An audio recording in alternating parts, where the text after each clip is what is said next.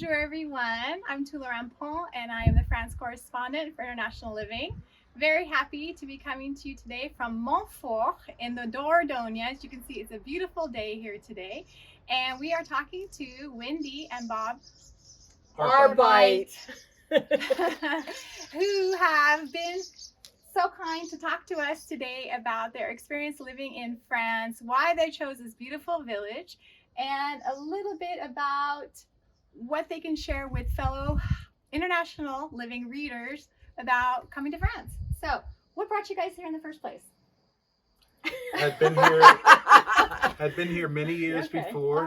Had gone to France frequently, starting when I was a teenager. Traveled to this region once, really liked it.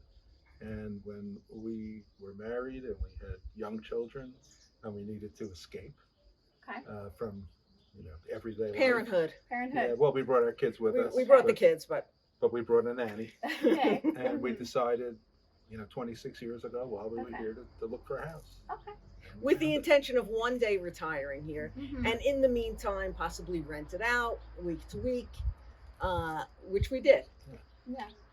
And for those of us that maybe don't know as much about the Dordogne region, because it's quite a different region in France, it's quite pastoral, a lot of villages. We've got the Dordogne River going through. Sometimes we call it Dordogne Shire because there are a lot of British here. And then back 2020, we did an article on the Dordogne for the magazine and found out that, in fact, there are a lot of Americans. Is that the case in the beginning, or more Americans came here? There were very few Americans living here. Sure, yeah. Mostly foreigners were English, Dutch, British people, Scottish, whatever. Mhm. Mostly English and Dutch. Okay. That was it. Mm-hmm. And how do you find it now? Because you guys are in a group, right? There's a lot more Americans. A lot more Americans than when we first But still came. not a ton. Not a ton. No. Kind of nice that way. Right. In fact, when I took French lessons, the whole class was British. I was the only American. Okay. Recently. Sure. And what do you like about the area? I mean, it's Everything. It's Okay. perfect. Okay. It's beautiful. Okay. The food is great. It's affordable. Mm-hmm. No industrialization to speak Yeah. of. Mm-hmm. It's very agricultural, and Mhm. it's I mean, what we mainly do is ride our bikes and take hikes and eat and drink, Perfect. Sounds good to me. and lot it's of all doable socializing. here. A lot of socializing. Yeah. Because With Americans, Sure. British, and French. we're Americans, British, Because and we're in a French. village, Sure. so we meet Mhm. a lot of our neighbors Okay. who are very welcoming, Okay. very nice. Uh-huh. We get invited to their houses, they get invited to our home. Sure. So it's a very Mhm. nice life. Okay. What would you say to anyone who's thinking about possibly either renting long term or purchasing a property? Any kind of pieces of advice? What to do? Maybe rent long term and then find something, or stay. I mean, that would be the smart Yeah, advice, okay. which we didn't do. Okay. But of Well, course we that's couldn't- good advice. Okay. We couldn't rent long term because we were home. You in- were, yes. At Right, the we time. were At the working time. and we had little Sure. kids. Yeah. The price was right, so we Mhm. could take a chance and see how it worked out. Mhm. But of course, Mhm. the smart way to do it is to rent, Mhm. come, see if you like it, Okay. and then make a decision. Mhm. We didn't do that. Mhm. By luck, it worked Sure, by out luck, for yeah, us. yeah. And we had talked a little bit about because a lot of places around on the countryside, like Sarla, La Carneda is really the kind of the expat hub. You can live a little bit around Sarla or go out to the other villages like you guys have done. Mhm. And what do you prefer a little bit more living in the village? Yeah, we like the village because we like to bike Mm-hmm.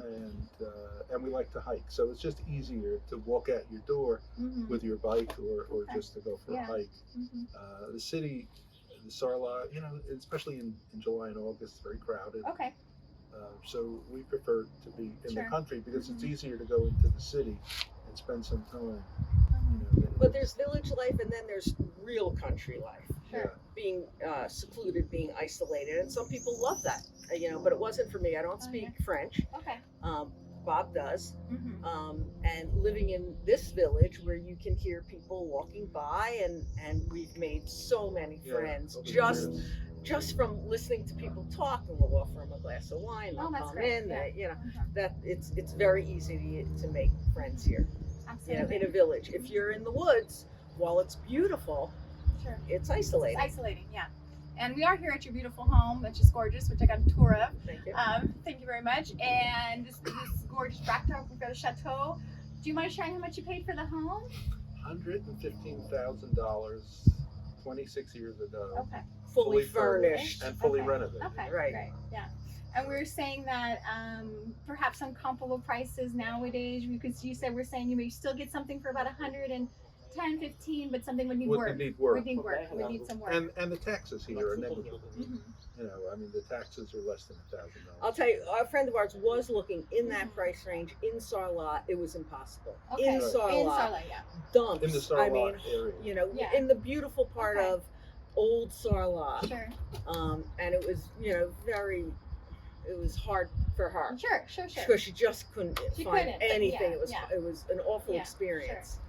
Uh-huh. And then she decided to expand Exactly. outward Yeah. and was successful. Yeah. Because personally, I think Sarlat is quite a very sought after. Yeah. That's This the area. area, Yeah. this Yeah. area This area is is- very sought after. But It's going a little called bit the further. Perigord Yeah. Noir, A which little bit is further out. Mm-hmm. they call the jewel of The jewel of it. Yeah. Perigord. Great.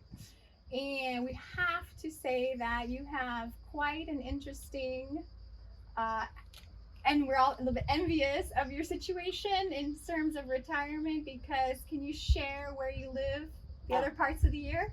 Well, we live in Panama. Okay. Lots of the Due to thanks international There living. you go. There you go. Good plug. and the rest of the time in Uh-huh. New York. Sure.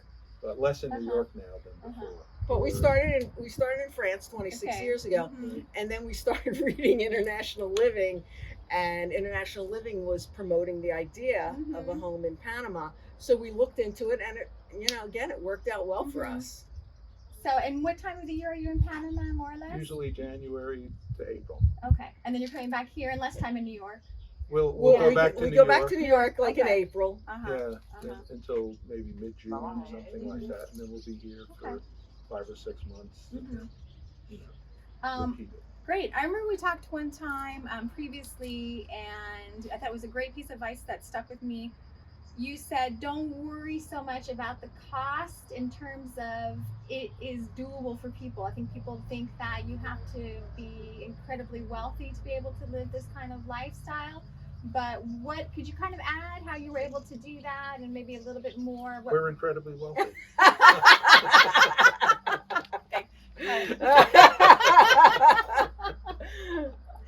No, I mean, you know, we live in New York, where Okay. real estate is expensive. Yeah.